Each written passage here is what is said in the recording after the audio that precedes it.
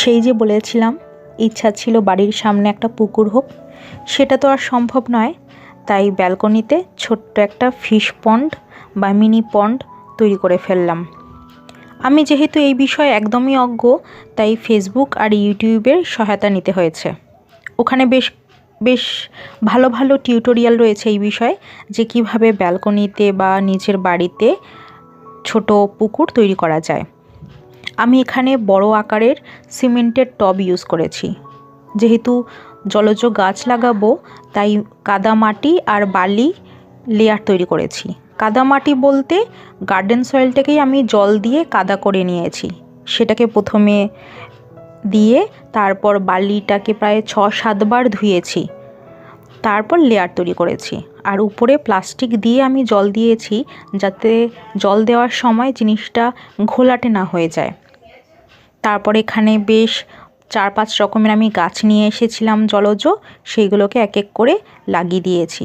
এখানে বড় আকারের যে পাতাওয়ালা গাছ রয়েছে সেইগুলোর নাম যতদূর সম্ভব আমাজনীয় গাছ, আর ছোট গাছগুলোর ঠিক আমি নাম ভুলে গেছি। 2টো লিলির কন্দও নিয়ে এসেছিলাম। খুব ইচ্ছা ছিল ছোট পুকুরে লিলি ফুটলে কেমন লাগবে দেখতে। কন্দগুলোতে ছোট ছোট কিন্তু চারাও বেরোচ্ছে লিলির, তো সেগুলোকে আমি এক এক করে লাগিয়ে দিয়েছিলাম। আর বেশ অনেকগুলো মাছ নিয়ে এসেছি, যেমন গাপ্পি, প্লাটি আর মলি। আফ্রিকান কইও রয়েছে কিন্তু। এখন সকালগুলো না বেশ সুন্দর কাটে আমার। ঘুম থেকে উঠেই আগে ছুটে যাই ব্যালকনিতে, দেখি ওরা কি করছে।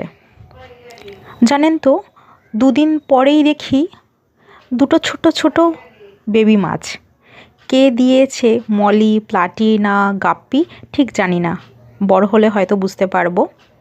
সব সময় তো বেবিগুলোকে দেখা যায় না, কখনো উপরে কখনো দেখা যায়, কখনো নিচে থাকে। এই কালকেই রাতে দেখলাম উপরে ছোট 2টো বেবি রয়েছে, এখন আবার দেখতে পাচ্ছি না।